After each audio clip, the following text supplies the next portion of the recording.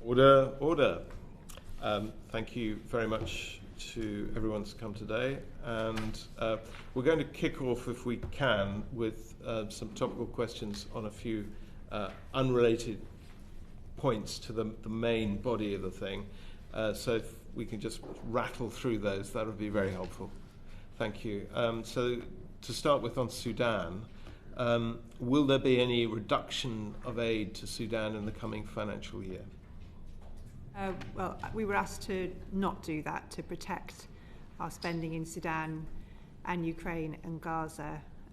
So that's the instruction I've had from the Prime Minister, and that's what I intend to do. Great. Okay. I think that's clear as mud, as they say, so thank you. I think it's a bit clearer than mud. I meant it, you know. Could you run through the efforts of the government since the London conference to secure greater access for aid deliveries? I mean, that's not easy.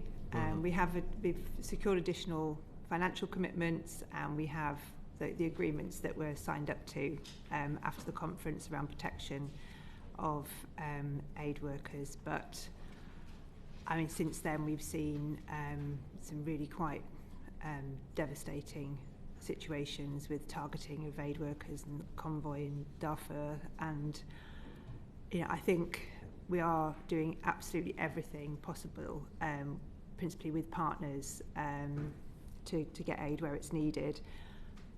But we're in a situation, again, not unique to Sudan at the moment, where we're trying to respond in a humanitarian response to what is essentially a political crisis. That's very, very difficult to get the impact we want on the ground. We know that ultimately what we need is a cessation of violence and all the warring parties to stop what they are doing and to allow the access that's needed. Short of that, we are fighting with IRC, with the UN, with local partners to try and do what we can, but I don't pretend to the committee that we've been able to magic up the kind of access that's needed to support that population.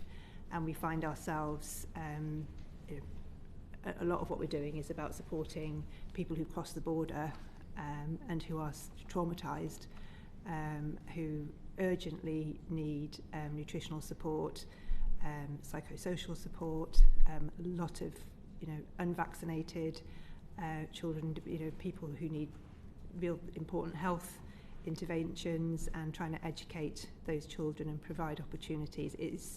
This is by far the biggest humanitarian crisis on the planet today, and but we come back to the point that what we need to have here is some cessation of the conflict to enable us to do the work that we want to do.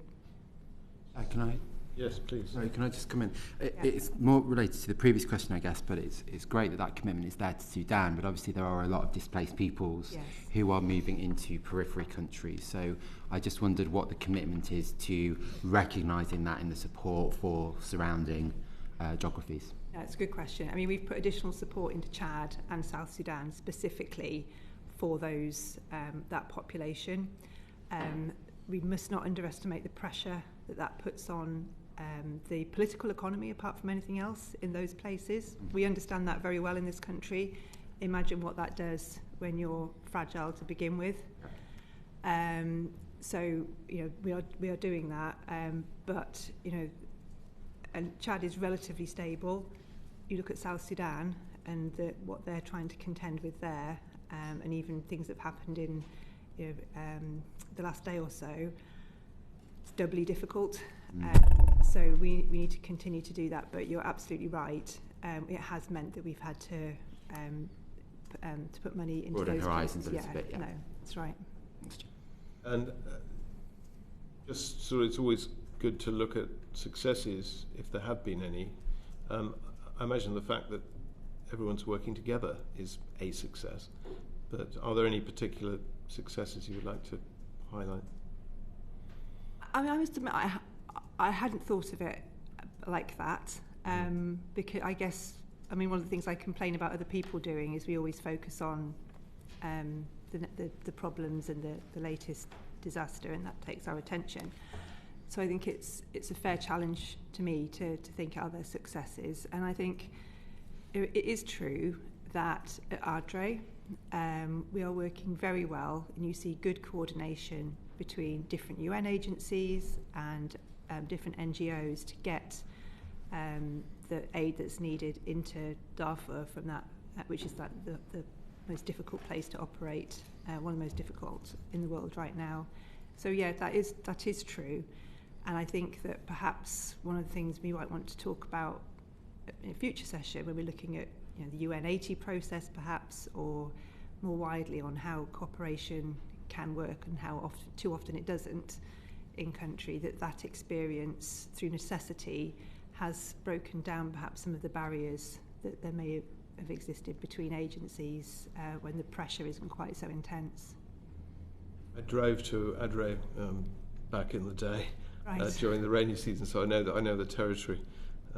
It's quite a challenging place, even without all the other ramifications. Moving on to, unless anyone else has got anything else they want to raise on Sudan right now, water, hygiene, sanitation support. What comment did you receive from your Africa approach consultation about the priority of water, sanitation and hygiene?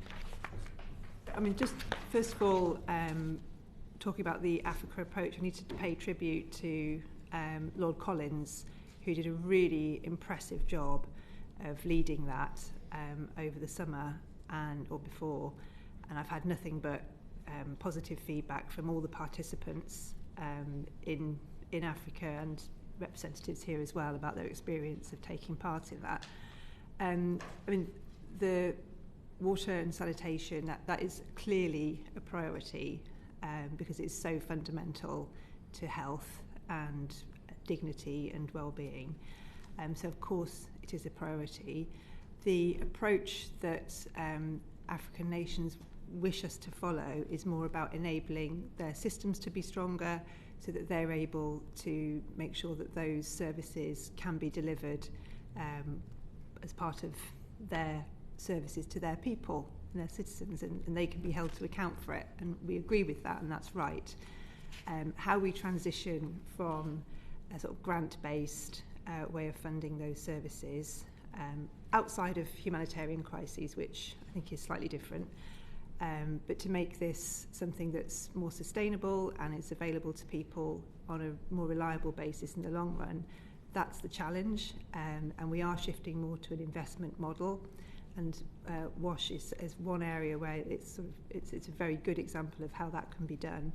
So the message that we've had through the Africa approach is a desire to shift more to that way of working. So that is, we'll be listening to that and working out how we can use, perhaps BII to address some of these things, or how we work with our other investment vehicles to try and encourage that. I think that's what we need to do. We need to take the messages from the Africa approach and implement them.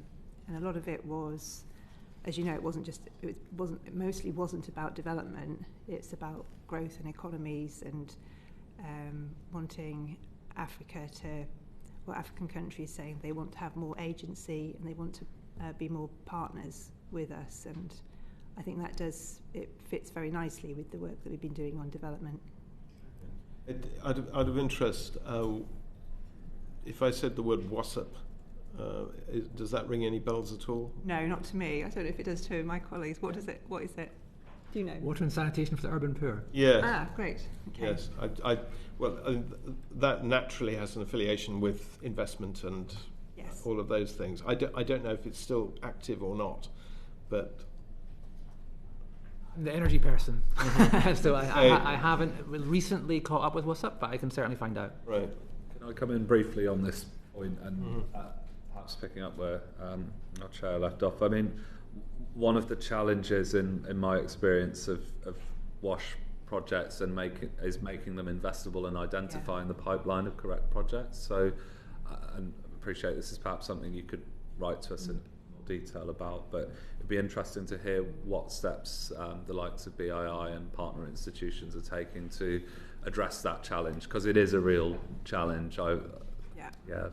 I'm sure you're aware that it's difficult in practice, even though we would like to waive the magic development finance one to address the issue. Yeah, I mean, it's true, and it's true in every policy area as well. When you're looking for investable opportunities, they're not, they don't introduce themselves to you. You've got to go and find them, and sometimes you've got to do some of the development work in order to build something to the point where it is investable. I mean, I think some of this speaks to the way that we need to work with our teams in country, that BII needs to look at the expertise that, just to refer to them again, that it has in country and what it's asking people to do. And sometimes I think they look for the more bigger ticket investable opportunities, and actually from a development perspective there may be more occasions, and this is what I think I'm getting towards, although we haven't had our conversations with BII about this yet, is to look more at SMEs and some of the things that maybe take longer to show the return, but that, I mean, we know from the UK that the real engines of growth and the engines of employment and the engines of opportunity can often be found in the SME sector. So the way that we find and the way that we choose investments is something that I want to spend some time looking at over the next few months, because I think if we're going to shift more to that way of prioritising, we need to make sure we're doing it in the most impactful way, which sometimes we are, but I think we can probably spend a bit more time thinking about that. Two related WASH questions, which you may want to get back to us on, but what assessment has been made of the impact that the reduction of UK odour will have on WASH and the progress that has been made? So we've done our impact assessments on the decisions that have already been made, and we published those. So that is all available to the committee if you wanted to have a look specifically at WASH. There will have to be another round of that, clearly, because we're making the decisions now about bilateral allocations, and we're looking at all our centrally managed programmes, so we have further work to do. Because we've prioritised health and climate, clearly WASH services speak very much to those priorities. So I would expect there to be an impact because of the nature of the cuts that we've made. But if we get this right and we do this responsibly and we work with governments in the way that we want to, then I'm hoping that can be, the sort of immediate impact can be diminished. And I hope, and the intention has to be, that we are able to move things forward and strengthen systems and get the investment in the right place, so that in the longer term we continue to see the improvement that we have had in the last couple of decades. Okay, well, if those reports could be made. It's all there. I mean, I can send it to you, but they're published on the internet. So. That would be great. Thank you. And lastly, how will the government mitigate the cross-cutting effects of any reduction in WASH? I mean, I think that's where impact assessments are really helpful, because they will look at the cross-cutting effects on women in particular, or people with disabilities, and I think that they will help us to, if there are particular impacts that we see affecting particular populations, then as we make our next round of decisions, we will be able to move money and reprioritise or reflect what the impact assessments show us in the decisions we're about to make. So I think that's, that we don't just do impact assessments to put them on the last government didn't publish them at all, but to publish them to give you something to read, they have to inform decision making. Sure. That's the whole point. So that's the next stage of what we need to do to make sure that as we go forward, we don't do so blindly, but we use the insights that we have to try and avoid some of the outcomes that we're all conscious that we want to prevent. Thank you. Tracy. Thanks, Brian. And thanks, Minister.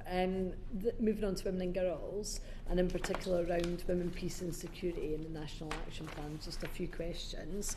We're about to mark the 25-year anniversary, and I was wondering what successes and what milestones we can celebrate for women and girls that have been delivered through the UK's National Action Plan for Women, Peace and Security.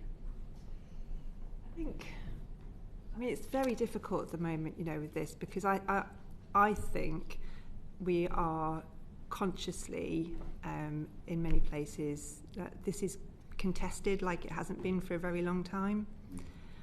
And a lot of that is to do with political leadership and the kind of prominence that's given to these concerns. So I mean, although there undoubtedly have been achievements in terms of, women's participation in politics and political leadership, there's been some impressive progress there. The rights of women and girls in some places is better, but you look at women's bodily autonomy and some sort of wider conversations around gender. We see the risk of rollback here, which I think the responsibility that we have as women politicians in the UK is to take these arguments into multilateral discussions and show that we're not backing off from this space at all, and we want to see more women gain their economic independence. We want to see rights over decision making around health. I mean, it's not that things haven't got better, they really have. Look at maternal death rates have drastically improved, and the age at which women will have their first child has increased. These are all good things, but unless you get the piece about rights and voice and expression right, eventually those things will be harmed too. So I think we're at a moment of jeopardy here, and it's right that we've got Harriet Harman now leading work on women and girls as well. But I am worried about this. So we have the UN General Assembly next week, and all the sessions we go to, we will be talking about women and making sure that that keeps the prominence that it's had. And from this plan to the next one, what do you think we could do differently that would improve the outcomes of the next national plan?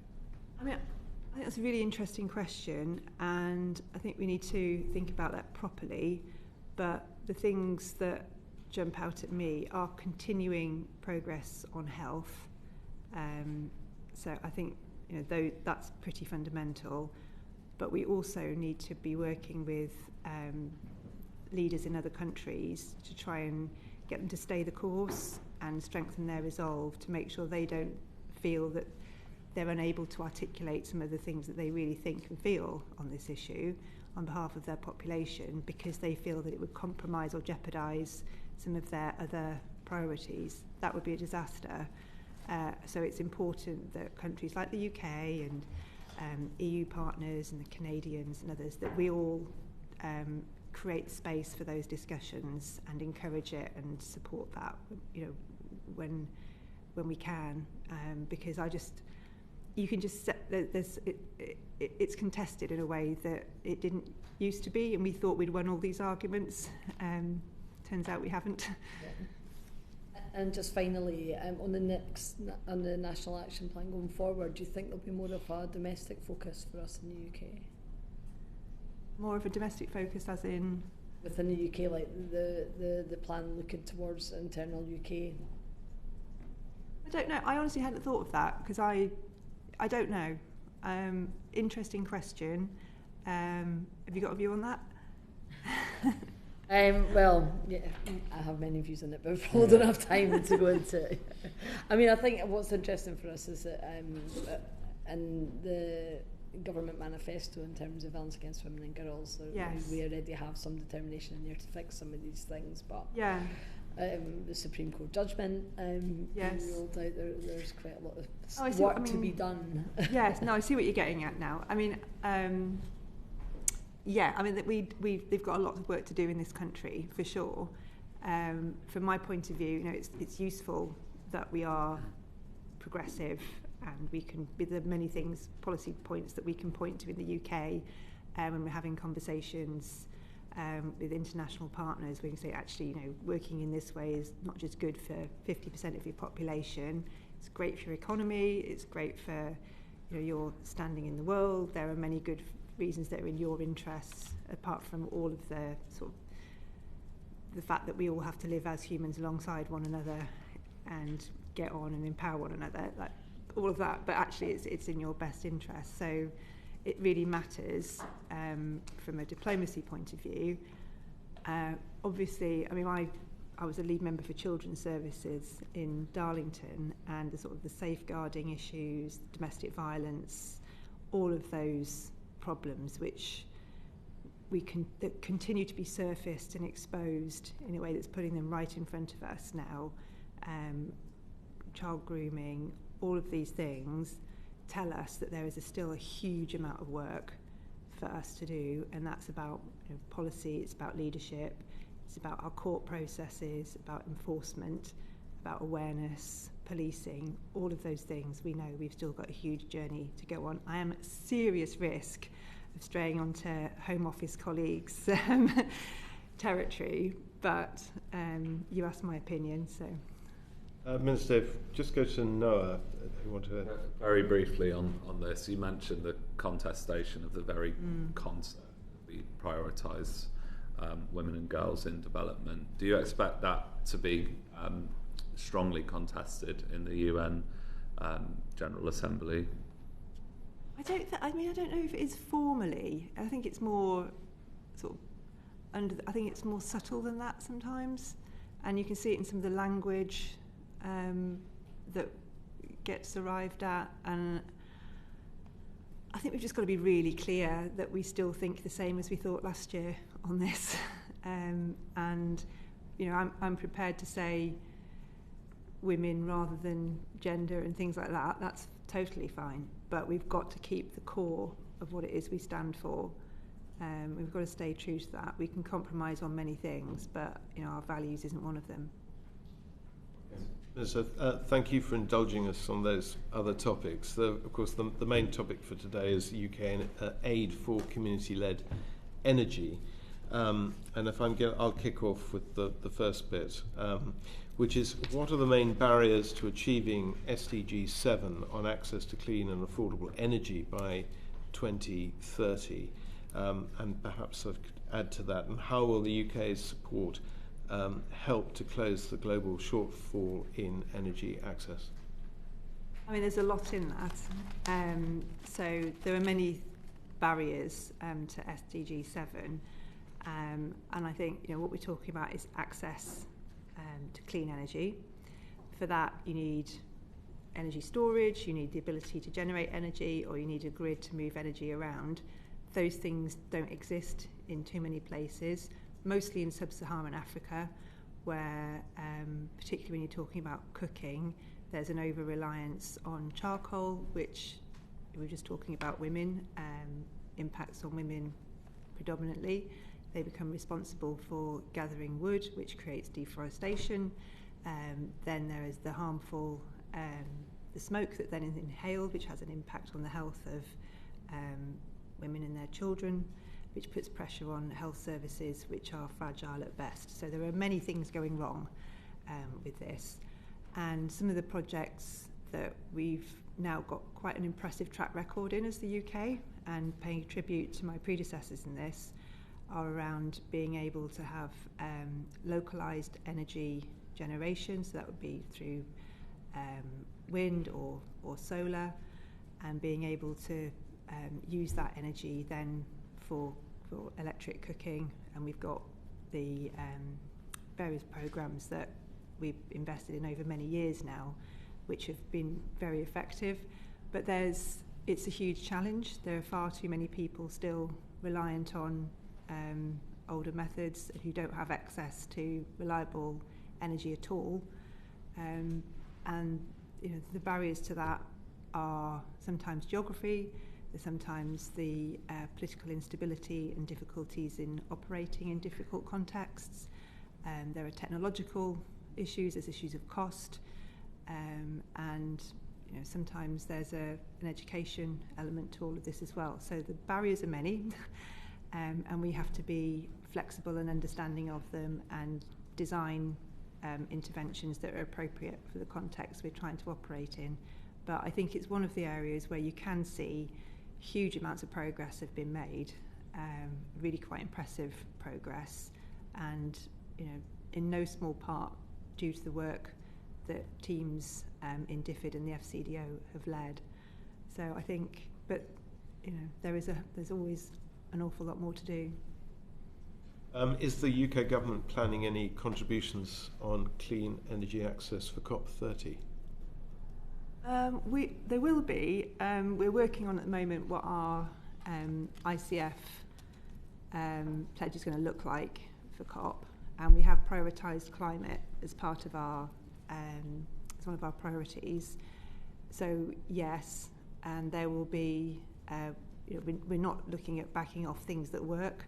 So the initiatives that we've been leading on transforming energy access have been successful, and we don't want to, where things are working, and they still seem to work because they're flexible and they're responsive to local needs, then I think those things we should continue with them. Right, and I'm just sort of thinking back in time, biogas, is that something that is just more of a, I'm going to try and answer this, and then my colleague's going to step in and correct what I say. Sure. So I think biogas specifically, I think it's kind of, my sense is it was the thing for a while, but now we're much more moving towards solar and other sort of cheaper, more reliable things to do. Is that correct? Feel free to. Yeah, okay. I mean, generally we support a sort of multi-fuel approach to cooking. So depending on the context and the situation, different fuels are going to be most applicable.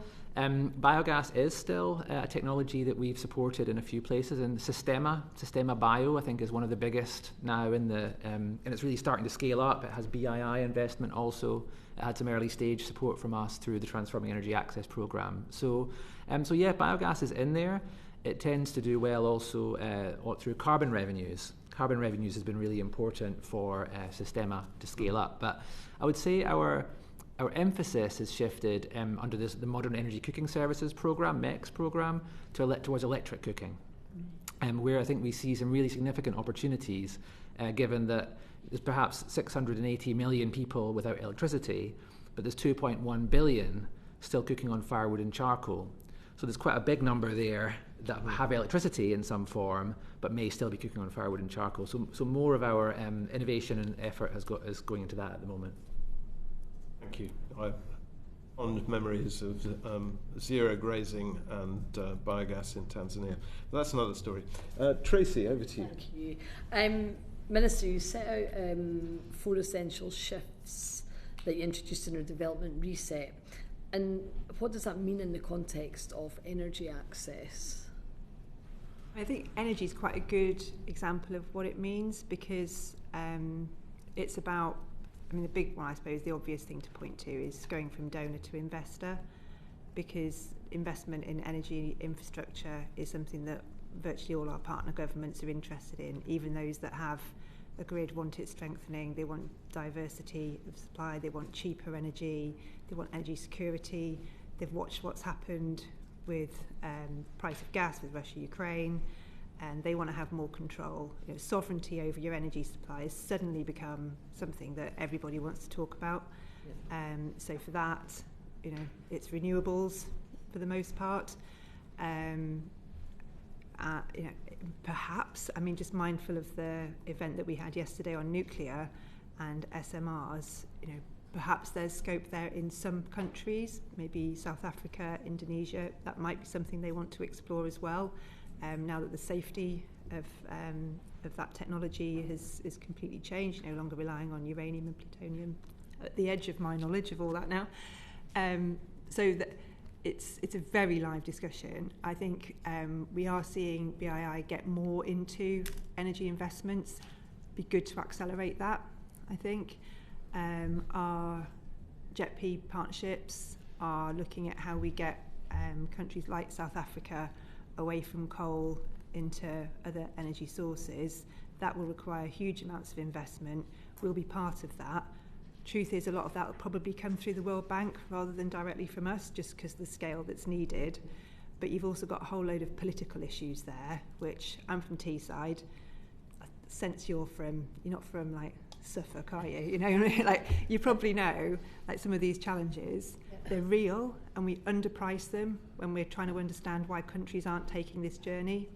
And we need to get much, much better at getting alongside governments, really understanding these issues, which are about jobs essentially, and trying to find solutions to those. So I think this is quite an exciting area, because you cannot develop your country if you don't have a reliable energy source that's affordable to your population and your business community. You're not going to get anywhere. So this is why climate is one of our priorities, because it's a massive development issue. The Chinese have just opened a thorium reactor, I believe, operationally, which is quite an exciting development. Is it? I don't know what thorium is. Well, it's a nuclear reactor which doesn't have the same difficulties with refueling, but also the fuel you're putting into it is thorium. You're not going to make nuclear bombs out of thorium. Right. So it's quite important, actually. Yes, because then if you're not having to worry quite so much about proliferation or those sorts of issues, which in all honesty you would in some context that we'd want to see have that security of supply, that's a massive benefit. So I mean, I was talking to some guys yesterday about fusion, which is perpetually on the horizon. Always 10 years away. Yeah. There of the APPG to fusion energy, it is not 10 years away, I can tell you that much. I started something. But, there are technologies changing really quickly, and the way that we approach development and investment needs to reflect that. We've got to keep pace, because otherwise, there are other partner countries. There is a race on here. We're not the only investor country around, and there are other people who see Africa in particular as a massive opportunity, and we need to get in that mindset.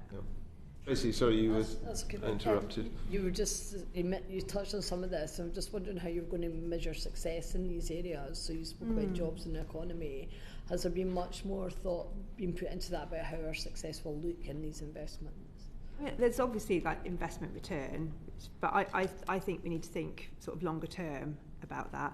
Ultimately, this is going to be about getting closer to our Paris targets, isn't it? I mean, that we're doing this. Yes, it's an investment opportunity, so we can invest the returns into more projects. That's great, but the reason we're doing this really is it's about emissions, and it's about creating stable economies in places where, if you allow the fragility and the lack of development to continue, they're quite expensive.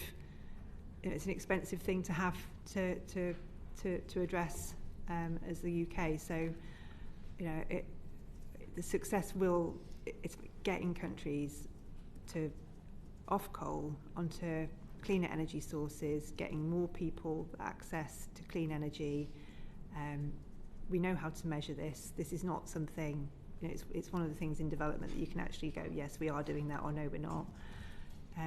So I think in terms of measuring success, we'll know. Thank you. Sam. Thank you. Does the government see any role for ODA in delivering community energy? Yeah, we do spend. I mean, a lot of I think the word at the moment is sort of blended. So BII has ODA, and it will. So they'll. That is. If we want them to do something new in a new place or work more with SMEs, they're going to need money to do that, and that will be ODA. So absolutely, I don't think you couldn't just leave this to the market to do. You need to do some sort of concessional finance, or using any of those tools to make projects that on their own would be a little bit too risky, but they become really investable with a bit of government assistance. So actually the ODA is de-risking the BII investment, a bit like GB Energy. Is it? Okay. That's the point for GB Energy, is to de-risk investment, isn't it? Yeah, okay. I mean, I guess it is that principle, but it's about sort of enabling the market to be active somewhere that without that encouragement it might not want to do. Okay. And how does the UK ensure that its work with the private sector is carried out in a way that's sensitive to local communities? That is so important. I mean, we we're quite good at making sure we know where ODA is spent, and we are good at insisting on certain standards, and we measure the hell out of everything, and working with local partners in the right way is fundamental to our approach to spending money in developing countries, and that's non-negotiable, because you can irreparably damage the reputation not just of your country but of a whole technology or a whole approach to industry, as well as if you harm a community, that's bad in itself, but you can really harm the agenda that you're trying to promote. So it matters, but also what matters is using these opportunities when you're working with local communities to build capability and capacity, so that when they're able to, I suppose an energy example, so that they're able to safely manage and maintain the new assets that they have. They can repair, they can source parts, they've got the ability to regulate. Ofgem is a partner here, as is our Green Cities programmes, TfL, so to be able to build that capability in country, so you're not just going in, delivering something and leaving, you're leaving behind really good, strong local leadership. So are there British companies then that are involved in that process of sort of knowledge transfer and capacity building? Yes, there are, and that I think that's and that also is part of our one of our shifts that Tracy mentioned, because I think we call it technical assistance, but I think we're sort of sharing our skills here, and often we're learning things in return. But it's an opportunity for UK businesses, sure, and actually influencing the regulatory frameworks in other countries is in our interest, because it enables us to trade more easily in the future, whether that's on energy or communications or whatever it might be. So there's lots of benefits for doing it that way, but from a development perspective, it is about making sure you leave more behind than just the asset. No. You probably already, Minister, very robustly answered what I was going to ask about, which is community involvement and ongoing community involvement after the origination of these energy assets. But perhaps we can go one more than that, and I can ask about community ownership in some of these as well, really making sure that you get local buy-in, but skin in the game as well. Yeah, I mean cooperatives are quite a good example of where this can work, and especially where you have a mini grid or community-based programs. There's a natural opportunity to allow local people to participate or control what happens. I don't know if you've come back from DRC, haven't you? So I don't know if you saw anything there that might be. Yeah, I mean, obviously it does depend on the country, and in some places there's more of a culture of cooperatives and kind of local governance of infrastructure, sometimes also things like savings and credit cooperatives and that kind of thing. I think for the most part, the communities we're talking about, they're on the whole marginalised, they're further away from grid assets, and they're generally speaking going to struggle to build a mini grid on their own. And so what you're looking for is some kind of partnership, essentially, or agreement between a mini grid developer, which is typically private sector, sometimes public-private, or sometimes an NGO and a company, and then having some kind of agreement. They need an agreement with the national government and the utility that it's all right to be there, and then they also need agreement with the community on that. So there's usually a regulatory framework. Sometimes that takes support to put it in place. But yeah, so those model changes. In the DRC, in fact, it's a private developer, in fact, backed by GridWorks. So it's part of a BII investment, essentially, to bring together a consortium to deliver these 3 large metro grids in the north of the DRC. But yeah, there's extensive community consultation and engagement all the way from the president and the energy minister to the regional governor, the mayor, the local chiefs, etc. And that's really how you have to do it if you're going to hope to for the project to be sustained. So community involvement, great, but perhaps community ownership, given the context, a step too far. And does the likes of BII have the tools at its disposal to make sure that we enable those opportunities where they do exist? I mean, it's not. I think gold standard is community ownership, isn't it? If that's appropriate and possible. So there's not a turning your face away from that or a lack of understanding of that. It's about what's possible. We can speak to BII and find out whether we could, what it would take to incorporate more of that approach more often. I'd be really happy to do that because there are longer term benefits of managing things that way. And just lastly, I know you alluded to the ongoing commitment to ODA in this area, but do you expect that FCDO will continue supporting bilateral programmes in community energy? Yeah, what I want to do with bilateral programming, though, is to allow teams in country to be able to have more control over what they think is appropriate for their context.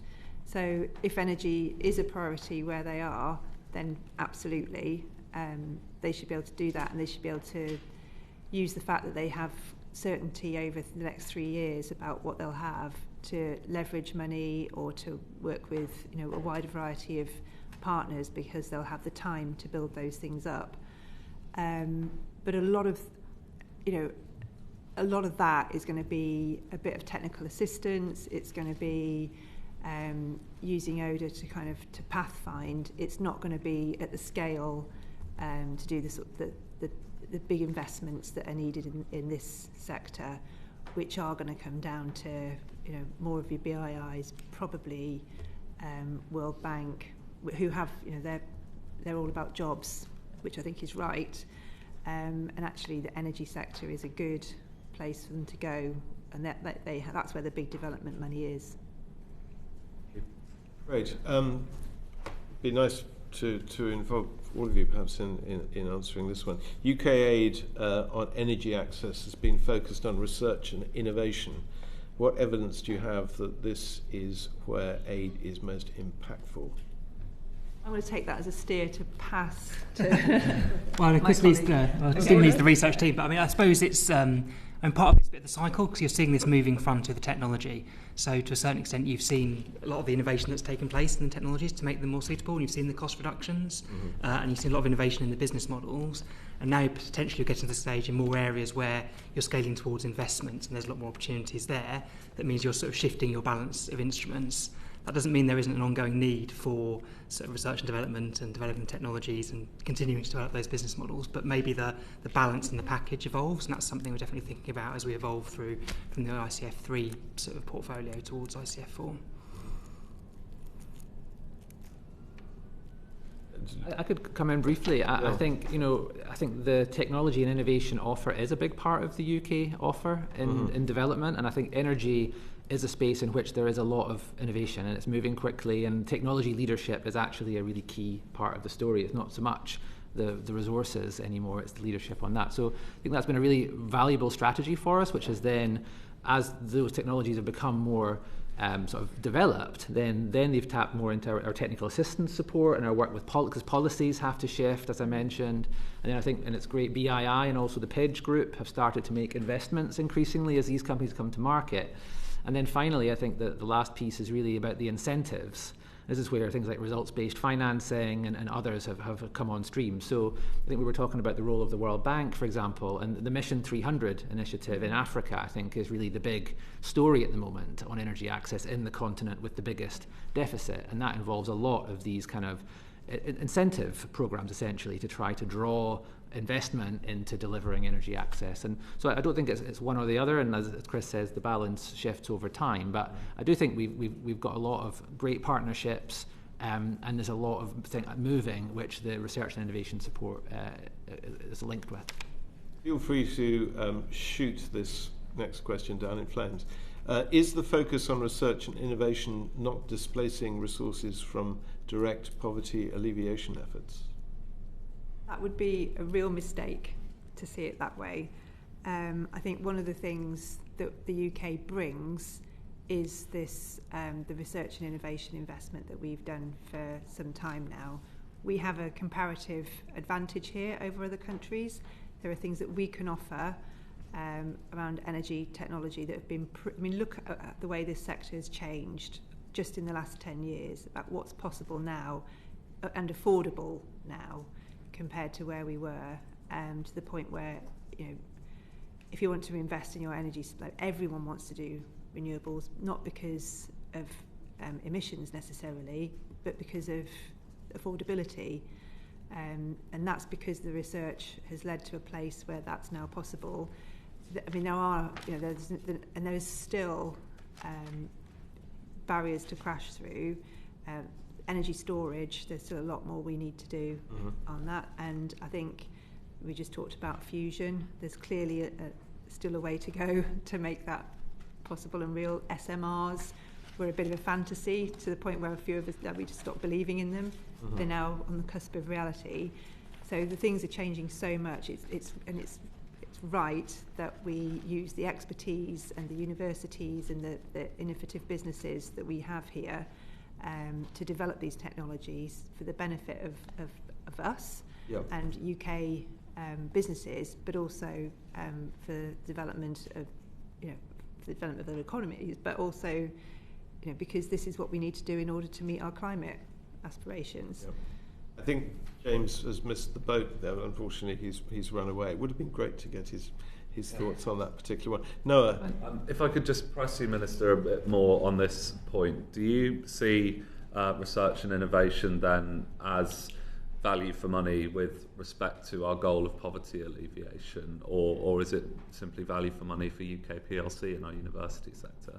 No, not at all. I think it's a win-win, but it's definitely a development priority. Absolutely.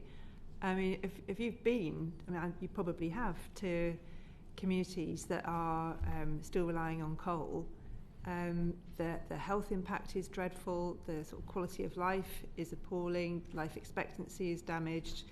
These are fundamental development priorities. Allowing people to afford to live their lives in a clean and healthy way is does alleviate poverty. The impact of climate change on developing countries, you've told me in the past, they suffer far more than other places. So I think that it's absolutely right that we prioritise this, and it's incredible good value for money. But there are so many benefits to the UK investing in this way, and it's one of the things where we hear all the time that government departments can't work together, and usually that's true. But on this, you've got FCDO, DESNES, DCIT, DEFRA. Patrick Vallance is playing an absolutely, a very impressive role in this. But we are all working together to get this work done in a way that you quite rightly say, yes, it does benefit UK businesses and UK universities, but the wider benefits are absolutely enormous. Stephen, did you want to? Yeah. I don't think you should conflate research and innovation with academic. Our support to research and innovation includes academia, but it very much is about supporting SMEs, startups, businesses, and technology development. And just for one example, the Transforming Energy Access platform, that's delivered clean energy access for 22 million people. So that's it. We're delivering results through these innovators, and then what's happening is, and we've got increasingly numbers of good examples of this, is the innovators we're supporting are then raising capital, and then they're delivering more results as well. So we've managed to leverage £1.2 billion of additional public and private finance into these businesses, and that's more than 750 innovators, academics, and entrepreneurs. So I just want to really highlight we're learning, we're innovating, but this is not something that's just staying in universities or on bookshelves. This is we're piloting things which then make a difference in practice.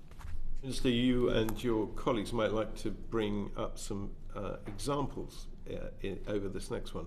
What is the UK doing to support grassroots innovation in low-income countries? Innovation in country. What do you want to take that, Steve? There are examples of that. Sure. Yes. So we have a number of bilateral programs in countries. So in Mozambique, we have the Brilho program, which has been stimulating household solar, clean cooking, and mini grids sector. That's been running and has already delivered energy access for 3.1 million people through 375,000 solar home systems and 250,000 improved cook stoves. So that's an example in the context, and they've evolved that over time. The Sierra Leone program as well has electrified around 100 villages, off-grid villages, centred around the health centres as well as 7 hospitals.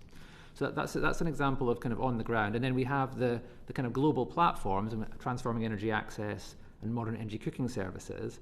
And those are both supporting innovation at grassroots levels, but through partnerships. So, for example, the Global Distributors Collective is a network of about 200 last-mile distribution organisations who we then support through the GDC, which has a base in the UK and also partnerships elsewhere. It's an international partnership. So, I mean, there's lots of examples of that, but we're trying to essentially support intermediaries and partnerships, which then enable wider action at the country level. So obviously where we do have country demonstrators is another model, where we do have country offices investing, that is really helpful, but we try to coordinate that with these global platforms so that it adds up and they connect with the expertise. I think you wanted to... Yeah, just another example, albeit historic, of this is that UKRI used to have programmes where certain research funding required a Global South partner, and this was one of the ways that the UK exchanged knowledge and also built the research and innovation capacity in the Global South. I just wonder if that's something that you feel was a success, and if that's something that, a similar model that you'd like to take forward in the future. I really like that approach, and I think we do that. And I think one of the things I've been really impressed with is our university's ability to be really agile and popping up all over the place where you least expect them. I think I was in Ghana last week, and they were telling me that Lancaster University is present, and I don't know what they're doing, but they're not just recruiting students to come to the UK, they're delivering, they're responding to local aspirations and local sort of business and skills needs.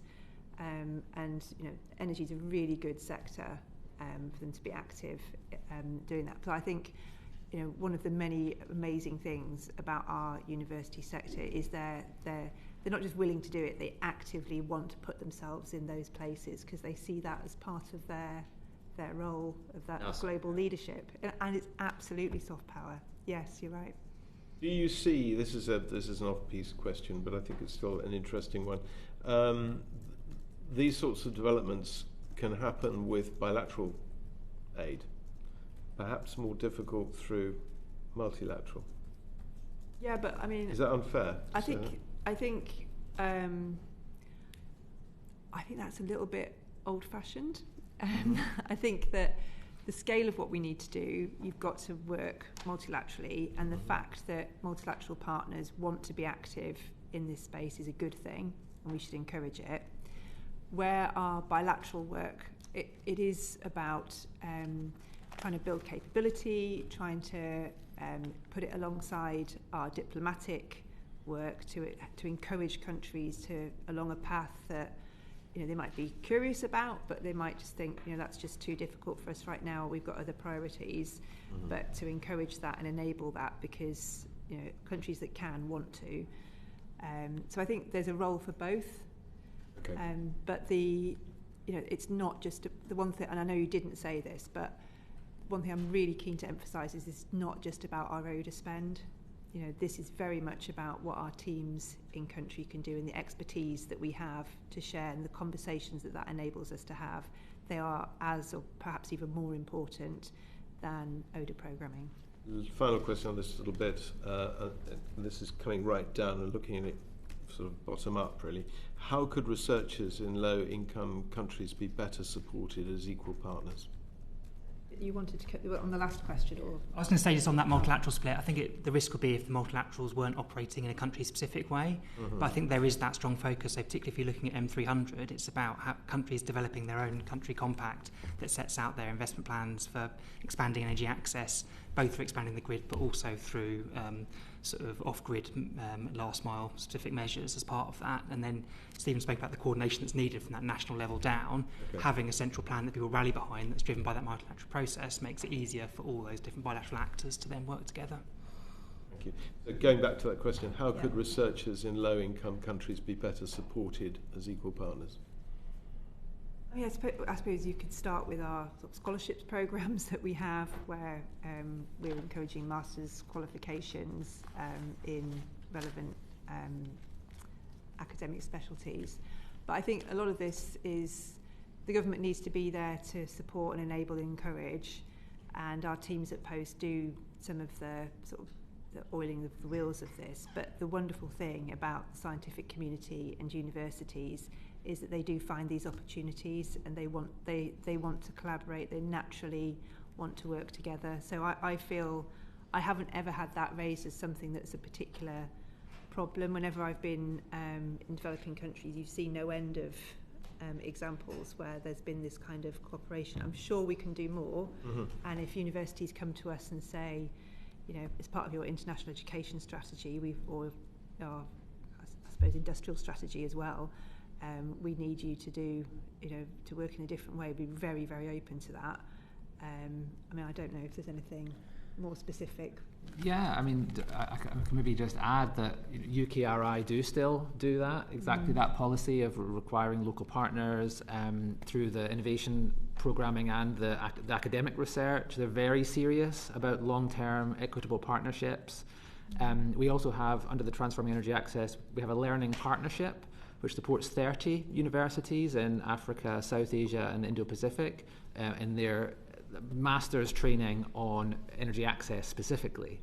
And that's a network, a southern network coordinated actually out of Cape Town in that case. But yeah, I think we do have, you'll have to keep an eye on, local leadership and equitable partnerships, but there is a lot of experience, I think, that in the system. And through the Ayrton Fund, we're actually just concluding a study really looking into best practices and gaps in that kind of area, which is picking up some of these examples. Right. Tracy. Thank you. Just to circle back a bit, you touched on this a little bit earlier about energy projects and the impacts they have on specific groups. I think you mentioned women and cooking and different types of how they cook. So in the context of the cuts to the aid budget, how will the government ensure that the focus on gender equality and inclusion in energy projects it remains at the centre of the programmes and isn't compromised? Because we've had to cut, we are cutting some of our sort of gender-specific programming. The commitment I made was to mainstream gender across the piece. So we already look at impact on gender when we're designing programmes. I think we could do, that could be more fundamental to what we do, perhaps in energy. Although a lot of the things where we've been focusing, because cooking is such an important part of this, just leaving aside the gender angle, it just in and of itself is important.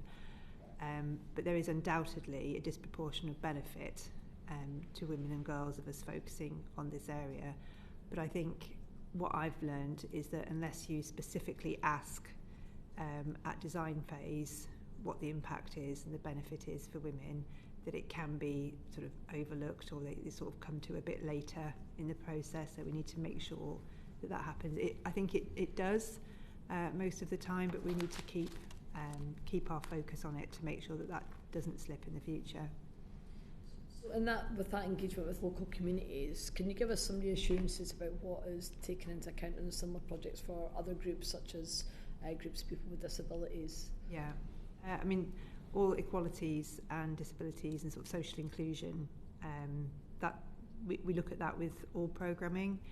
That Post are asked to, when they're designing, or if they're designed here, that is taken into account, and then we also monitor for it, and then we will do assess for it at the end as well. And it's part of our sort of monitoring and evaluation and learning processes, that is taken into account. And I think, sometimes when you're making the kind of cuts that we are, those are the things that seem like quite easy to not do anymore. But actually, because they're part of our existing processes, doesn't actually cost you anything to continue to do those things. And I think, that it's quite important that we continue to. And within the context of the cuts, will we continue to monitor specifically how those cuts have impacted on those underrepresented groups? Yes. Okay, great. And finally, just on this point, how can we continue with, again, in the context of the cuts, how can we continue to ensure that we have that local expertise and that they're included in the decision making, and that knowledge is preserved within the department? One of the shifts that you asked about at the beginning is about doing less through sort of international organisations and more locally led work, because it's better value for money, and usually you end up with a better product and you get wider benefits from your intervention. You're not just paying an agent or an NGO to go in and deliver something. So that, the reason for that is because we understand about the point that you're making. So, if you're right and I'm right, the outcome will be that benefit. Right, we're going to have to get our skates on a little bit because of time, but so Sam, if you could ask the next question, and then just if we can sort of rattle through them, that'd be good. Yeah, there's just a two-part, and I'll ask them both at once just for speed. So the question is about whether the UK could be doing more to mainstream energy access across its strategy and programming, and then also with regards to value for money, to what extent value for money frameworks capture the sort of multiple and cross-cutting benefits of energy access. Yeah, I think value for money is something we need to look at more widely. I'm interested in that. So I think we do, the fact that we do measure value for money and we measure impact perhaps more on our ODA spend than any other area of government. I think we're quite good at it. But do we always encapsulate everything that we could? I think that's a fair challenge, and I am thinking about that, because I think that's something that we constantly need to revisit. On what was the first part of your question? Sorry, Sam. Just about mainstreaming energy access across strategy and programming. I mean, a lot of our programme is specifically about that. Yeah. So it's central. The TEA programme that Stephen was talking about is all about that. The MEC stuff is all about making energy accessible and usable. So I think it is. I think we do that. I don't know if you've got anything. I mean, just on metrics very quickly, I think because it hits so many different things, it's then very difficult if you then compare it on a single metric to other interventions. It may look less effective if it's a couple of savings. So I think it's a challenge of then, because of that breadth of impact, which I think is particularly strong in this case. It means you need to take that rounded perspective when evaluating it, or think through how careful you are when making comparisons on single metrics. It touches a lot of SDGs with one package of delivery, doesn't it? I think sometimes the value for money as well, we're just a bit short term about it, and sometimes I think, we judge things a bit quickly, or we claim sometimes we claim benefits too quickly too. Discuss. Perhaps we could do a whole session on that. We've done a whole report on it, haven't we? I think that's No, over to you. Sorry. So maybe just another quite functional question. How does FCDO define clean energy in its ODA programming? Well, it's energy that doesn't cause horrible emissions and people to get sick, but I'm sure there's a more technical, it's energy that doesn't cause emissions. Is there a more technical, Chris? Yeah, I think it's quite a broad definition we use in terms of across all uses of energy, but obviously there's, Is there anything, you've mentioned jobs quite a bit, but is there anything more that can be done to reduce emissions while combating poverty? I think there is. I mean, I think that climate crisis is a climate opportunity, and that the new technologies that we bring will be creating secure energy supply, which is great for business, great for industrial development, and therefore fantastic for jobs. So I think the two go hand in hand. Right, and just coming back to some of you mentioned siloed working and the risk of that. Is there any way to ensure that there isn't that siloed working between your energy access programmes and your broader sort of climate adaptation programmes? Yeah, so it's funny you should ask me that. So we've got this, so the way that we're doing ODA now is going to change, and the FCDO has now been given the ability to work together and take more leadership in the way that we work and the way that we spend ODA across Whitehall. So we have a board where all ODA spending departments are represented. That isn't new, but the way that board works is going to change in that we will be sharing the new approach to development tomorrow when we meet for the first time in a long time. And what I want to get to is a place where, say on climate, we have a single strategy for how we spend ODA on climate across government. We don't have that at the moment. So there's a real problem with money that FCDO spends, DESNA spends, DEFRA spends, less so with DCIT to be fair, but there is duplication, there is not clear sight of each other's programming. There is programming in country that a government department is doing that our posts don't know about. This is ridiculous, it's wasteful, it's diplomatically really stupid because we're not then getting the benefit of what we're spending in a country to use with our bilateral relationship. This has to stop. We're going to change this and join the whole thing up more closely together. I feel this is the next thing that we've got to really crack, because when you've got less money, the argument for allowing that kind of lack of oversight just you can't carry on in that way. So this is it's a priority to fix. Thank you, Minister. That's very useful. I think something for us to continue to follow. Yep. This next question, rather than a one-word answer, although that might be useful, would be some examples. And is the FCDO's cooperation with other government departments on community energy working well? I think on community energy, yes, but I think that on, I don't know, take the research question that you were talking about earlier. We haven't had a properly coordinated approach to R&D ODA spend across departments. So I'm talking to Patrick Vallance about how we get that, and we need a single strategy. So we're doing complementary activity. We're talking about how we get to that. It was put to me, but if you try and open up a discussion around strategy, you will incite lots of competition for financing, but because obviously the money needs to follow strategy priorities that are arrived at, and it will be open warfare between departments. Patrick and I feel that is not a good answer, and we're not going to have that as an outcome. We are going to make sure that we do this well, and that there is a single strategy across government so that officials know what it is that we, as the UK, are working to achieve, and the money will follow the priorities that are agreed on. Whether that means money needs to switch between departments, or so be it. If it ends up with DCIT spending money that was previously FCDO's or vice versa, that's absolutely fine.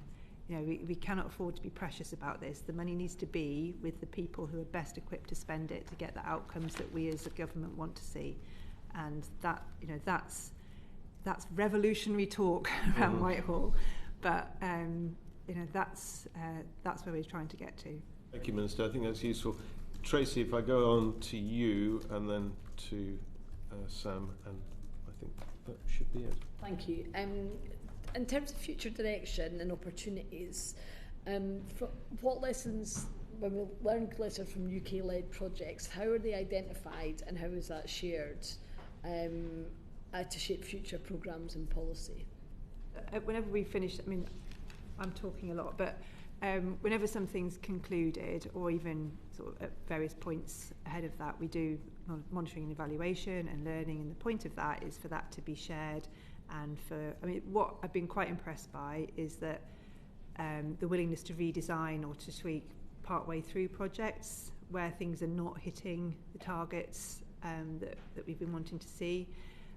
So that's one thing. There's more outcome-based financing now as well, so that, and I've seen bad examples of this in the UK in probation, but actually used well, it can be a really good way of holding to account and incentivising outcomes. So we're using those sorts of approaches as well. But I think the one that really is valuable is the evaluation and learning work that's done. And if anything, I would like to see that enhanced so that it has more status and there's more notice taken of it across the system, because one of the things that can happen over time if you do things in the same way for a very long time is they become a bit sort of wallpaper, and we need to maybe revise some of that and make sure that hasn't happened. I don't think it does. I think we're pretty good at learning as we go, but I'm just mindful of that risk. And how are they identified? How are those projects identified? How are the projects identified? We do it for everything. Okay. Thank you. Good, sir. Thanks. Are we question 11 or? I think if you saw my message. We've it's question 11, but okay. So yeah. Two questions then. One is just about the Ayrton Fund, which is currently funded till March 2026. How does the government plan to ensure continuity of funding and momentum after this date? So Patrick loves this, Patrick Vallance. So there's that. But I think it's proved its worth, and we need to continue to do things that are successful. We are working through all of our sort of spending commitments at the moment, and we have scaled back our R&D as we have on everything else. But I'm pretty sure we haven't announced anything yet. But I think the Ayrton Fund has really been a big success, if I can just say that. I don't know if you want to add anything. And I think it's also a bit of a model of cooperation between yeah, departments as well. And definitely. There's lessons from that in terms of having common results frameworks and the structures within that we're then looking at how we can apply that to other areas as well. So yeah. I think this is an area of strength in terms of cooperation. So in terms of certainty to stakeholders at the moment, could they be encouraged by your answer that Patrick loves it? I'm encouraged by that. I mean, one of the things that he says is you can't, like with the scientific community, there's long lead times, and you just can't, if you've committed to something, you've got to see it through, otherwise reputationally you're completely shot. So, he's very clear that, we maintain commitments that we've made. So in a context of constrained funding, it nonetheless remains a strategic priority. There's not been a change of direction. Oh, no. Okay. And my final question is, I referenced earlier on GB Energy, and this government uses the language of Britain becoming a clean, a sort of clean energy superpower. Of course, a superpower has weight in the world as well as in its own territory. And I just wonder, in the context of our overseas work on clean energy, what do you see as some of the potential benefits to the UK taxpayer and to UK trade and industry? It depends how far ahead you want to look, and more immediately there's investment opportunities for UK business for sure, but over time, we're already saying to the UK taxpayer, we think you should be, we want to share the burden with the private sector and with other investors, so there's less onus on British taxpayers in terms of what they have to spend on development, and that's already happening. But if you have, the whole reason we're interested in this agenda is because we believe that if you have prosperous, stable partners in the global south, that not only do you spend less on dealing with crises, but you have economies you can trade with to enhance the prosperity of both. So, are there any opportunities for the UK energy sector though in what we're doing overseas in development of R&D and expertise, business opportunities? I mean, definitely. I mean, the money that we the money we spend in India, for example, is mostly about knowledge transfer, and that uses UK business and UK universities, UK energy sector. So and we made money on that last year. So it's there are. I mean, if you're sorry. Sorry, no, it's okay. I just want to go with a specific and quite topical example is Mopo, Mobile Power. It's a company based in Sheffield who have a very innovative battery swapping technology. They had early stage R&D support from us, and then they've subsequently raised an investment from BII to scale up this model using these Mopo hubs. So it's like a solar powered charging hub in the DRC, and they've also raised capital from Octopus. So there, I think that's an example of a UK entity which is now employing and supporting many jobs in, I think it's 7 countries in Africa. They've done more than 25 million battery swaps now. So they're really starting to achieve some scale. And then you're also seeing now Octopus, a major player obviously in the UK sector, starting to think this is worth investing in as well. So hopefully that is a useful example. Brilliant. Thank you. Appreciate that. I think that's a lovely place to end. Baroness Chapman, Stephen Hunt, and Chris Taylor, thank you all very much indeed. Order.